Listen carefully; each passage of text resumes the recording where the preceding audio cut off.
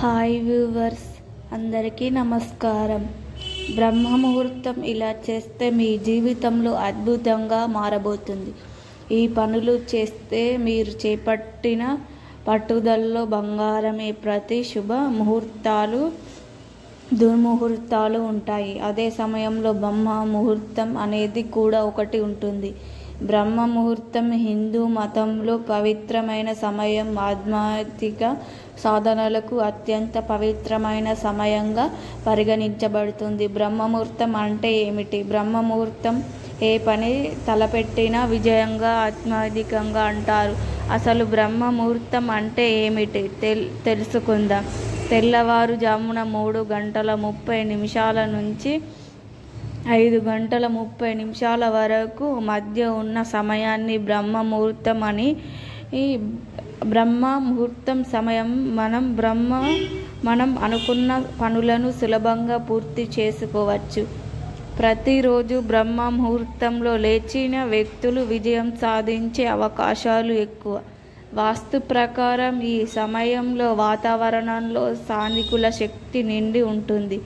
ఉదయం నిద్రలేచినప్పుడు ఈ మన శక్తి మనతో కలిసినప్పుడు మనలో మంచి ఆలోచనలు వస్తాయి. ఉత్సాహంతో నిండి ఉంటుంది.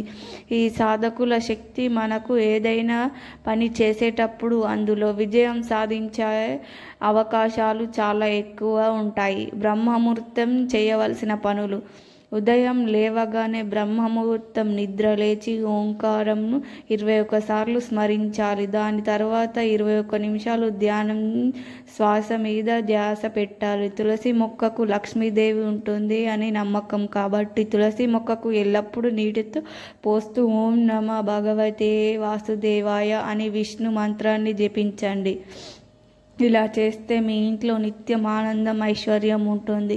రోజు ఉదయాన్నే స్నానం చేసి రాగి పాత్రలో నీళ్లు తీసుకొని అందులో పూలు వేసి సూర్య అర్చనం సమర్పించడం వల్ల లక్ష్మీదేవి ప్రసన్నమవుతుంది. ఇలా చేయడం వల్ల మీకు వ్యాధులు చుట్టుముట్టు అవ్వవు. అలా సమస్యలు దూరం అవుతాయి అంటారు. ఉదయాన్నే ఇంటి ప్రధాన గుమ్మం దగ్గర నెయ్యి దీపం వెలిగించి సకల దేవతలు సంతోషిస్తారు అని నమ్మకం. అలాగే ఈరోజు అలా దీపం వెలిగించడం వల్ల ఇంటిలో వాస్తు దోషాలు తొలగిపోతాయి. బ్రహ్మ ముహూర్తం విశిష్టత: బ్రహ్మ ముహూర్తంలో ఏ పని ప్రారంభించినా విజయం మనదే. దేవతలు భూలోకానికి తిరిగి వచ్చే సమయాన్ని బ్రహ్మ ముహూర్తం అని అంటారు. బ్రహ్మ ముహూర్తంలో సమయంలో లక్ష్మీదేవిని పూజిస్తే లక్ష్మీదేవి అనుగ్రహం, కటాక్షకం లభిస్తుంది. లక్ష్మీదేవి కటాక్షకం మనపై ఉంటే అదృష్టం క్షణాల్లో మారిపోతుంది. బ్రహ్మ ముహూర్తం ప్రాముఖ్యత: విద్యార్థులకు బ్రహ్మ ముహూర్త సమయంలో చదువుకుంటే ఉత్తమ ఫలితాలు వస్తాయి.